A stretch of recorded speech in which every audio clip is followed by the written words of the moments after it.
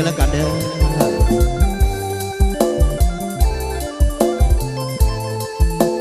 ขอเชิญหน้าเวที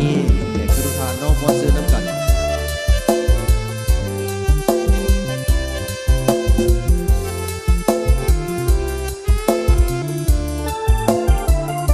แม่บ่ได้เคียงพอเพียงอายบ่พอเป็นว่าบ่ได้ห่วงโห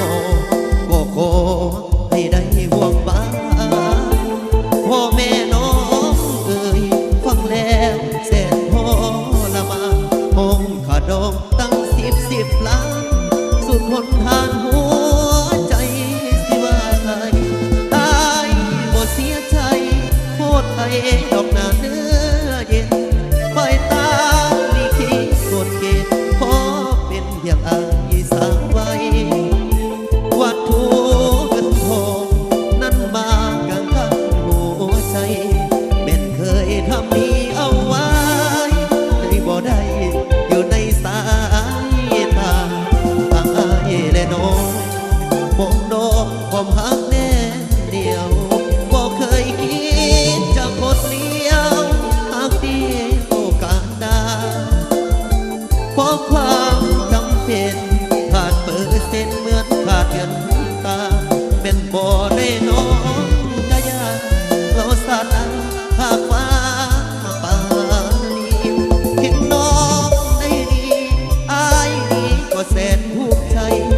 วันนี้ขอมาอวยใส่ในงานแต่งของคนดีผู้แค่ไว้พรงามงอนขอให้สุขีบ่ได้ทำกันสาดนี้ขอเป็นเพียงอายก็พอเอาขอเสื้อเกี่ยวกันเด้อเกี่ยวเอาโศกเอาใส่เอาผู้ได้เกี่ยวให้สมวันร่ำรวย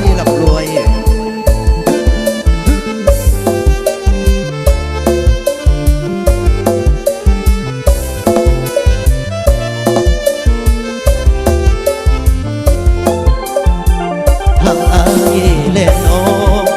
ปองน้องผมหักแน่เดียวบอกเคยคิ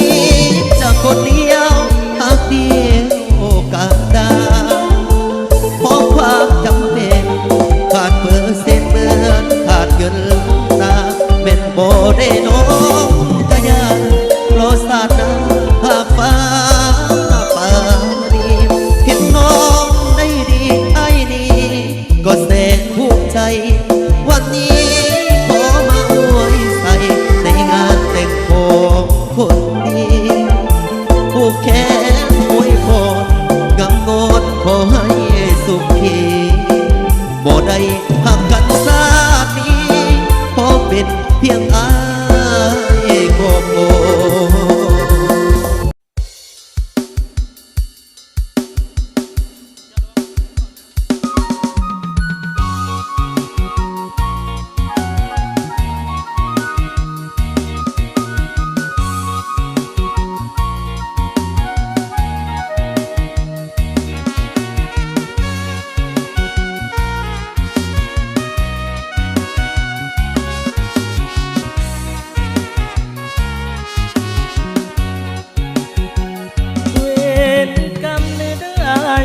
คำหักอายนอนหลับฝันเห็นน้องน้ำคานคืนนั้นอายฝันเห็นเจ้าคอยทวงน้ำตาอายไหลทุกคราวส่วนไอ้คิดเห็นสาวเจ้าความหลังเก่าอายบ่ลืมลายเสียงเพลงอายครวนเนื้อนุ่มได้ยินแล้วเลยเสียงนี้ก็คือเสียงเสื้อน้อยส่งมาน้องจงจดจำถ้อยคำที่ออกจากใจบ่ได้ลืมน้องไปง่ายส่วนหัวใจมอบให้แก่นางหากคุณอายนี้ศาสตร์นี้คงได้เคียงสองหากเขาสมปองกับน้องบ่มียามห่างจะอยู่เคียงสาห ฮักเจ้าบอกเคยจืดจางขอฮักเดียวบ่มีวันห่างโอ้ดวนนาอย่าลืมเถิดนะโอ้สาวนาแก้วหลับแล้วแต่ยังใฝ่ฝันทุกคืนทุกวันยังฝันเห็นดวงใบหน้าอยู่ห่างเพียงข้างหัวใจยังใฝ่หาทุกคืนวันยังฝันเห็นหน้าตลอดเวลาที่นอนหลับไป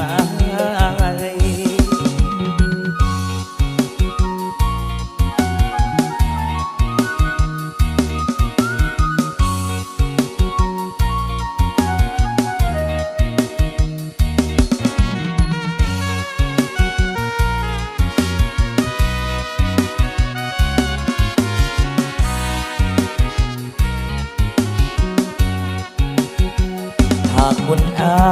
ยนี้ศาสตร์นี้คงได้เคียงสองหากเขาสมปองกับน้องบ่มียามห่างจะอยู่เคียงสาฮักเจ้าบ่เคยจืดจาง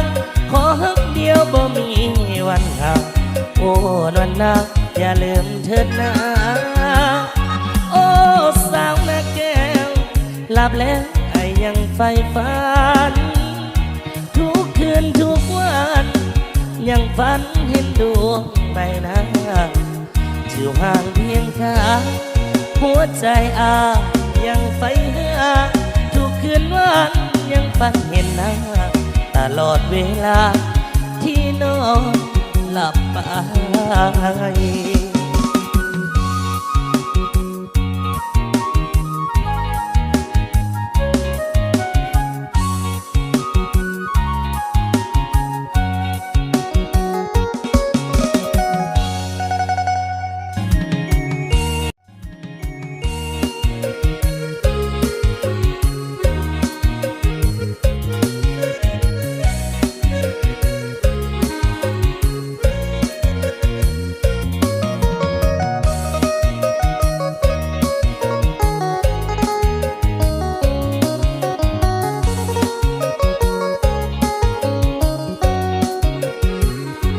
สาวสี่พันดอนคิดโพ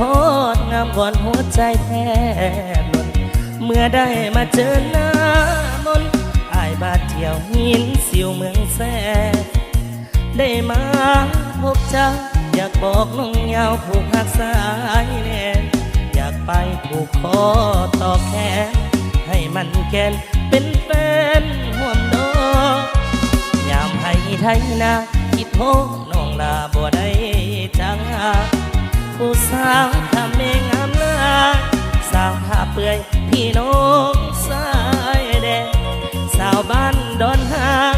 ดอนนิมานดอนอีเป็นแปรผู้สาวบ้านโคนดอนแดงไอ้มันแก่นบ่ได้ลืมลง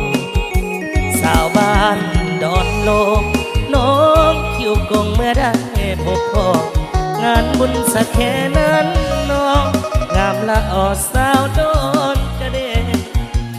ดอนฮีดองหัวสาวบอกเคยอวดเมื่อได้มาเห็นคิดฮอดเจ้าลายเมื่อเย็นได้มาเห็นคิดฮอดน้องเห็นสาวสี่พันดอนอายจากงามงอนก่อนเด้อดองลายามห้องเพลงมาห้องเพลงมาติดใจคือเก่าอยู่ดีมีแหงเด้อคำแพงผู้บ่าวผู้สาวให้คิดเห็นกันคือเก่าคิดฮอดเจ้ามายามแน่เด้อ เ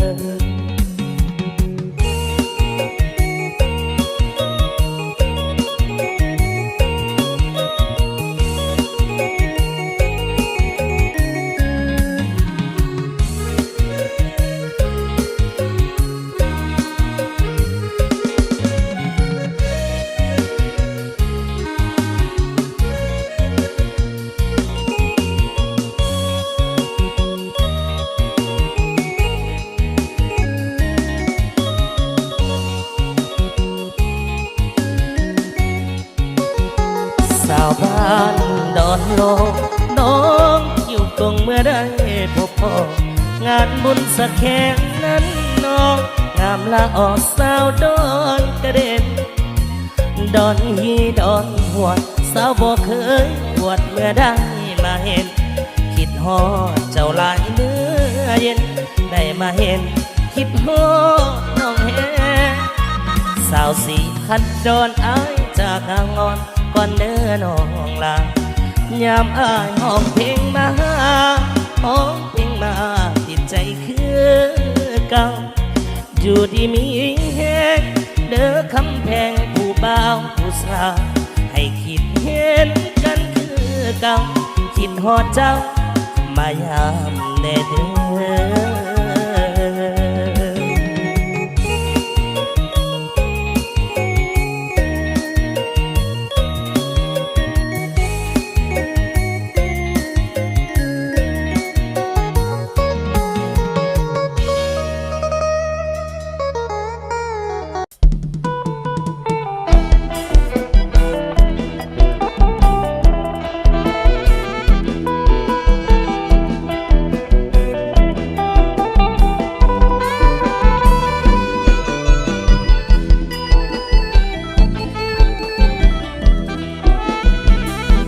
อใจแห้งแห้งลงหากำแพงคนมีฐานะ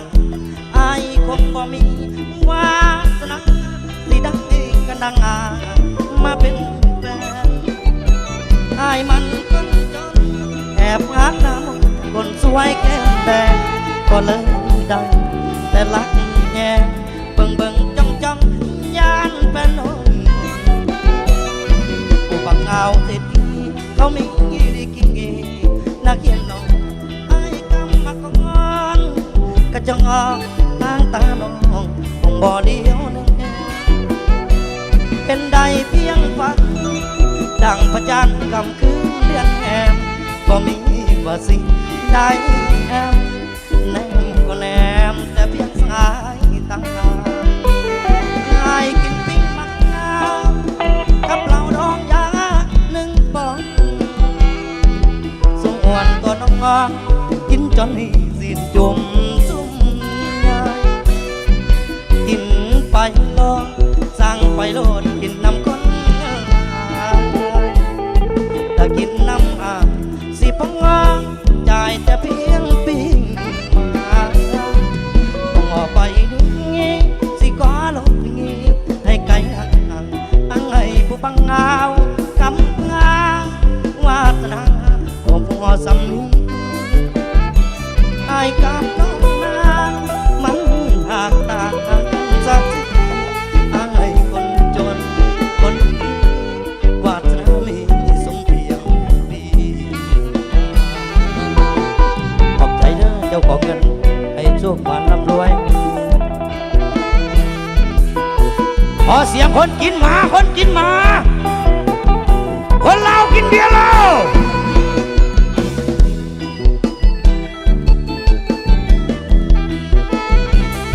ไอ้กินปิ้งมักงากับเหล้าดองยาหนึ่งปองส่วนตัวน้องงอกินจนให้สิ้นจุ่มซุ่มกินไปโลดสั่งไปโลดกินน้ำก้นถ้ากินน้ำสิปังงามจ่ายแต่เพียงปิ้งมาต่อไปนี้สิก็ลงนี้ให้ไกลห่างให้ปังเงากำปังวาสนากบพอสำนีไอ้กับน้องนางมันหากต่างสักทีไอ้คนจนคนวาสนามีสมเพียงตี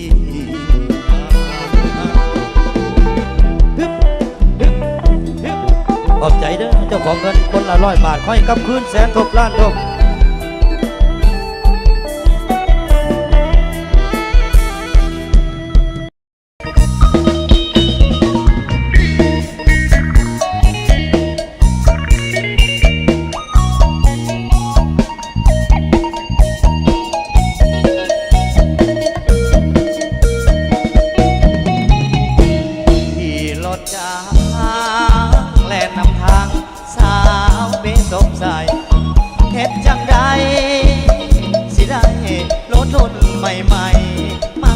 คือเขา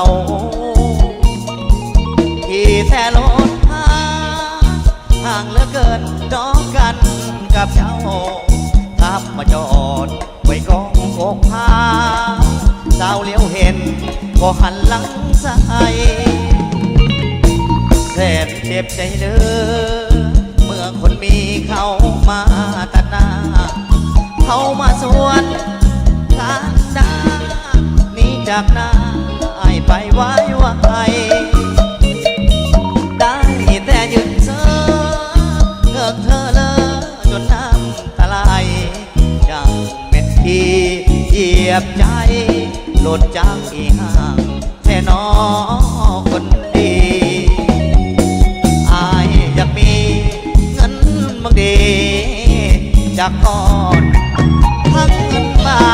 ทเงินดอกซื้อแน่นอนลีโวให้ขี่หนุ่มรถจาก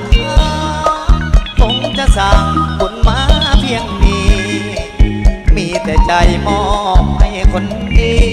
เงินคำบ่มีผู้ใดจะสนให้ดูตนคนจนเด้อน้องลาเป็นน้ำวา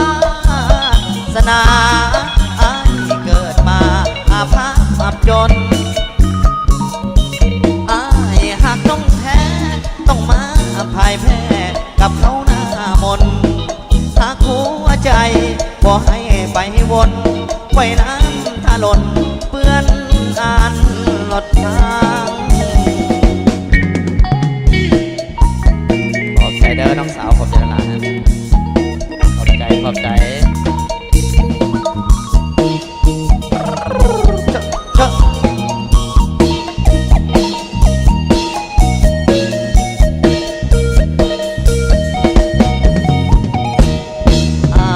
อยากมีเงินบางดีอยากอ่อนทั้งเงินบาทเงินดอนซื้อแน่นอนลีโวให้ขี่หนุ่มรถจากห้างคงจะสั่งคุณมาเพียงนี้มีแต่ใจมอบให้คนดีเงินคำบ่มีผู้ใดจะสนดูตนคนจนนี่เด้อน้องลาเป็นน้ำวาสนาอายเกิดมาอาภัพอับจนอายหากต้องแพ้ต้องมาพ่ายแพ้กับเขาหน้ามนหากหัวใจบ่ให้ไปวนไว้น้ำถ้าหล่นเปื้อนอ่านหลดทาง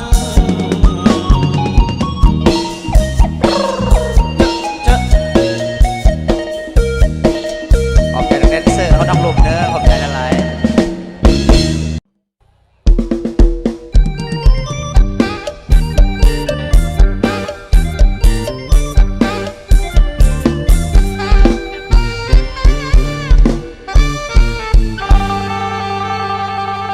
ละพ่อแต่เปิดผ้ากังโอ้ยผ้ากังโอ้ยอกอังแต่น้ำมี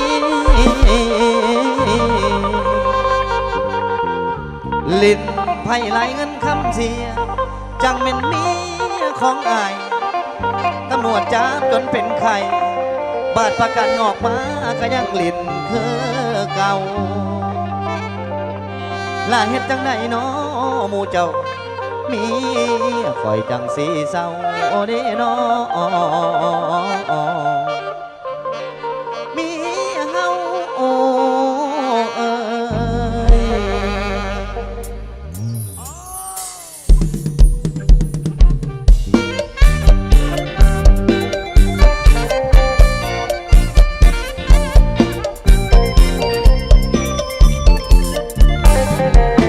ปาดีอยากปามีดีอยากปาแกอยากปามีลิ้นไผ่คิดหลายทีก็ยังปาบ่ได้ยังคิดเสียได้ย้อนมาเมียยังงามต้องโทรเอาตำรวจมาจับเมียไปดัดสางสัวข่าวอย่าบอกเนอะว่าแผน ยานได้กินสากกระเบือเมียของเขาหูจักค่าจักขาย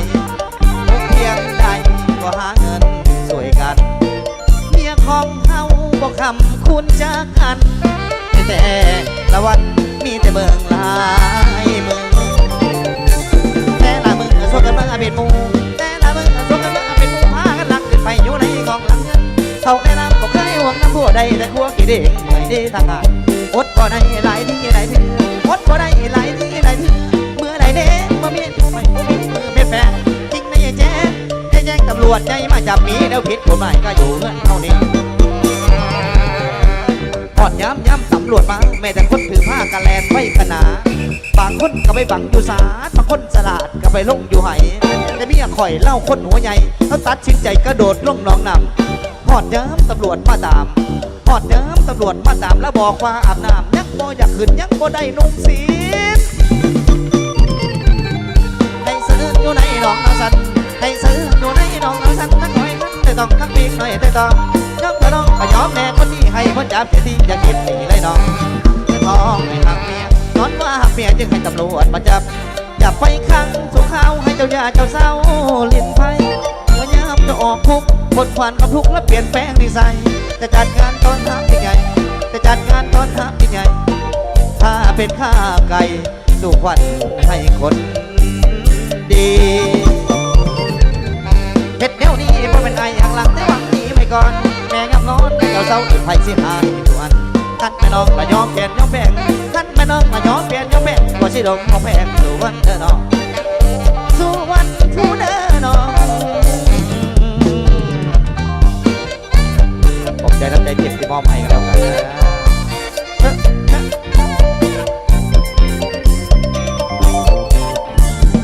พอดย้ำตำรวจมาไม่แต่คนถือผ้ากันแลนไว้ขนาบางคนก็ไปบังอยู่ศาลบางคนสลาดก็ไปลงอยู่ไหแต่เมียข่อยเล่าคนหัวใหญ่แล้วตัดสินใจกระโดดลงหนองน้ำพอดย้ำตำรวจมาตามพอดย้ำตำรวจมาตามแล้วบอกว่าอาบน้ำยังบ่อยากขึ้นยังบ่อยากขึ้นให้เสิร์ฟอยู่ในหนองน้ำสันให้เสิร์ฟอยู่ในหนองน้ำสันทั้งหอยกันแต่ต้องทั้งเปียกหน่อยแต่ทอมน้องก็น้องก็ยอมแน่คนที่ให้เขาจับเสียที่จะกินสีได้น้องจะท้องให้หักเมียย้อนว่าหักเมียจึงให้ตำรวจมาจับไปขังโซขาวให้เจ้ายาเจ้าเศร้าลิ้นไผ่เมื่อยามจะออกคุกคนผ่านคำทุกและเปลี่ยนแปลงนิสัยจะจัดการตอนทับยังไงจะจัดการตอนทับยังไงถ้าเป็นข้าไก่สุขวัญให้คนดีเฮ็ดแนวนี้ว่าเป็นไอ้อย่างหลังแต่หวังนี้ไว้ก่อนแม่งำนอนให้เจ้าเศร้าที่ไฟเสียหายในส่วนท่านแม่น้องละยอมเปลี่ยนยอมแบ่งท่านแม่น้องละยอมเปลี่ยนยอมแบ่งก็สิดมของแพงสู่วันเดินออกสู่วัน